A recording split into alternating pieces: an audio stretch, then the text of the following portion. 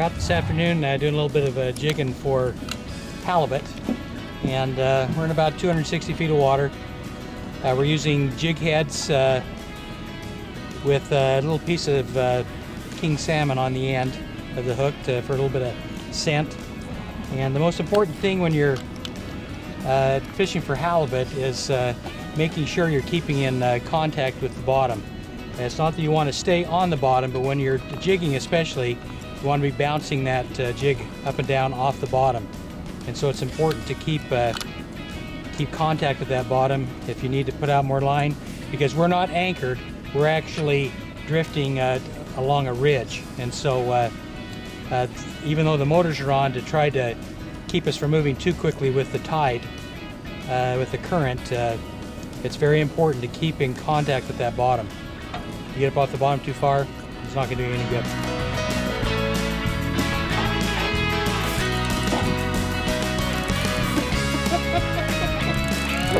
I thought you checked the drag. I did. It's working. How deep are we still?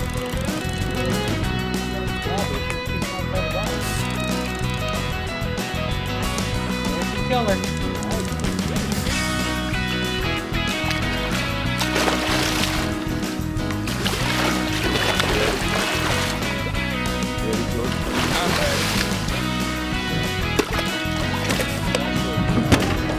Well, now we're fishing. Nice. Catching it. Been fishing. Okay, we're on the board. First halibut of the day. Right in that perfect size. And there'll be some good white fillets on the table.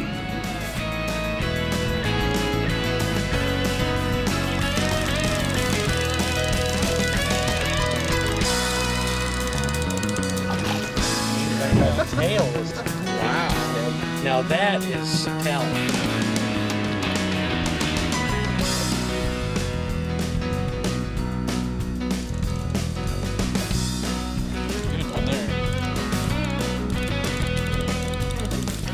Oh, ling cod. Is that a ling cod? No, that's big. What is that? Big sculpin. Big sculpin.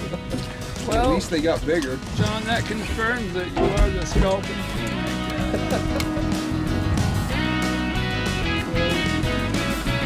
Oh, how much line have you got out?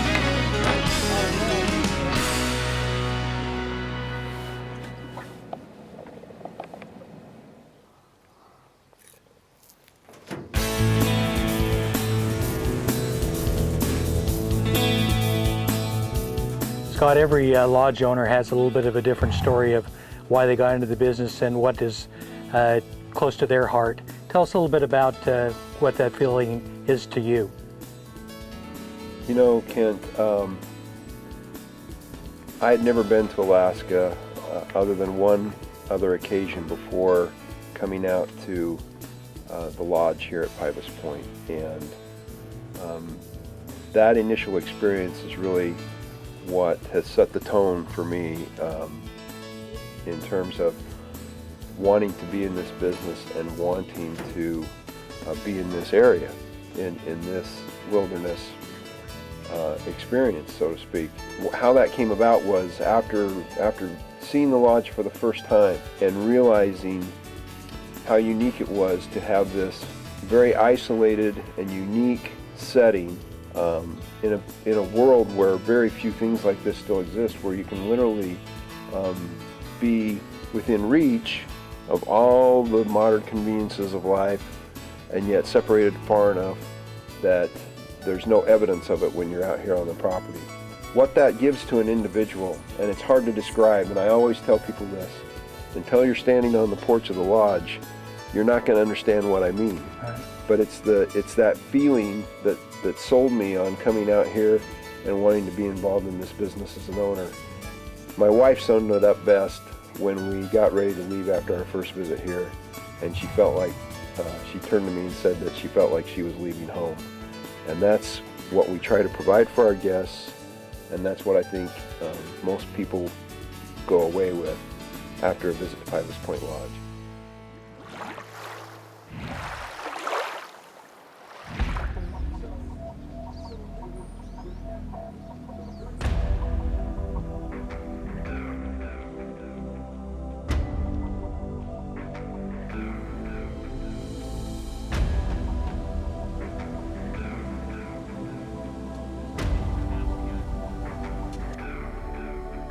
years ago, bear hunting, or I was deer hunting. You know, it was in the fall. I had a bear tag, so I wasn't.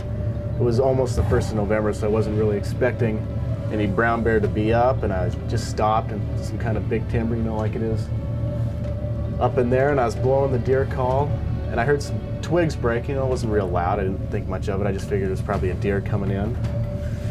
And about 10 seconds later, I heard it was a little bit louder noise. I could hear something running on the ground, so I was thinking, oh, maybe it's a couple deer.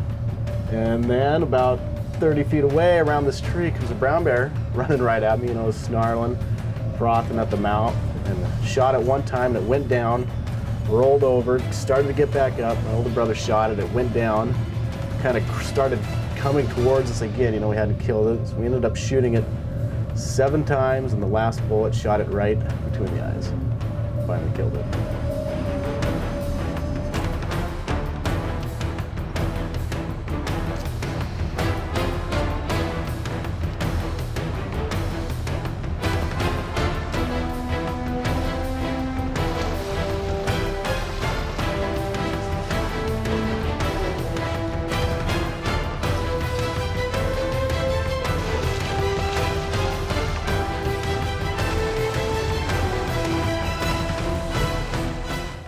You know, one thing that you'll find, for those of you that have done a little bit of steelhead fishing, it is a tough sport. Just because you hear reports that there's steelhead in the systems you're going into doesn't always mean that you're going to be the one that's fortunate enough to be able to find them.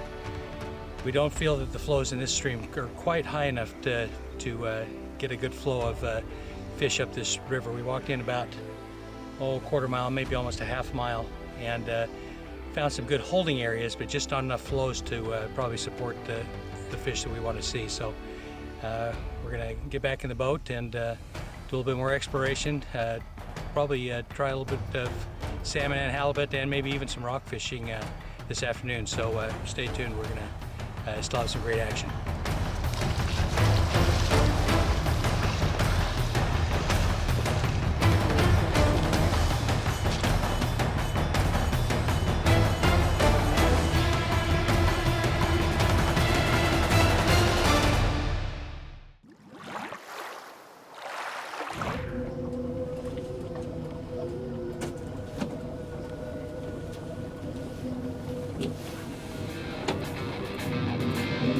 Oh, there it is, right there.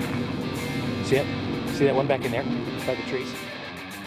All right, here we are. We're here with Casey, and I am the cameraman, and Casey's telling me that if it's your first time, It's good luck to bite the head off the herring.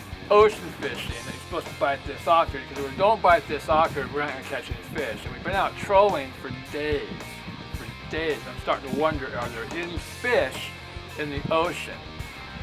I don't know if this is the right thing to do, but here it goes. Are you rolling tape on this? Bite it.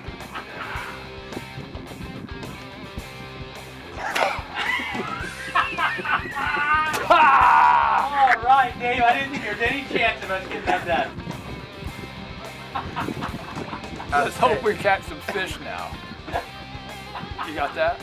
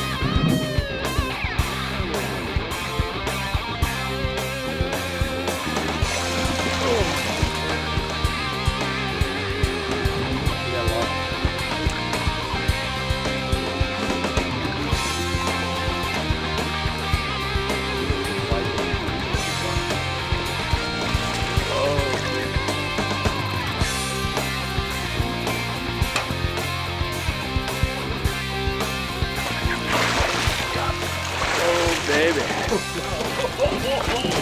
Wow, that's nice. Oh, baby! Finally. family about the fourth time we tried. That's what you come to Alaska for right there. Holy cow. Wow. That's by far the biggest king I've ever caught in the ocean.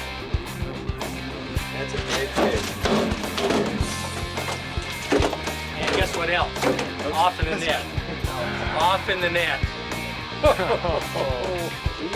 Southeast Alaska, Pybus Point Lodge. You know, we spent quite a bit of time trolling for kings on this particular trip. We're here the end of May, and this is when the big kings are coming into this area, but that doesn't mean you're going to catch them. You know, there's so many variables from bait balls to, you know, when you think about the expanse of the ocean, for you to be able to catch a fish on your particular bait really is quite amazing, no matter what type of conditions or waters you're fishing in, whether it be in a lake back home or here in the middle of Alaska in the middle of the ocean. So, you know, the one thing that we have noticed is that you need to be ready at any time, because we've caught fish after fishing for 3 hours. All of a sudden you get a strike. Yesterday we had one probably, well, in fact, we caught it so fast we didn't even have the second rod out yet.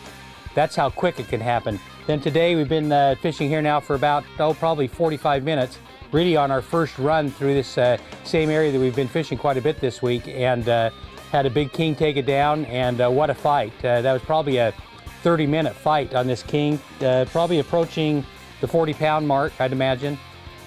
Great fish, and one of the keys for all of you that haven't done a lot of fishing in Alaska, someone on the boat has to take a bite off the head of one of the herring. And we finally talked our cameraman George into doing that for us today, and look at the results. So always remember that. Someone on the boat got to take a bite of a herring. Ken Danjanovich here with the Sportsman's News. You know, one of the things about my journeys around the world is I get to visit many places, but for many of you, Alaska may be a once-in-a-lifetime opportunity. And I'll tell you, if you're thinking about a trip to Alaska, consider the Pybus Point Lodge in Southeast Alaska. You're in the middle of heaven.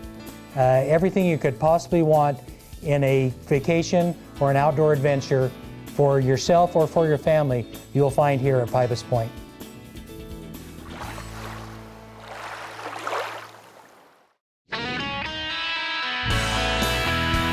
Sportsman's News Television is sponsored by Barnes Bullets, unleaded, unfailing, and unbeatable. Vortex Optics, the force of optics. CBA muzzleloaders, it's just a better gun. And Sitka, turning clothing into gear.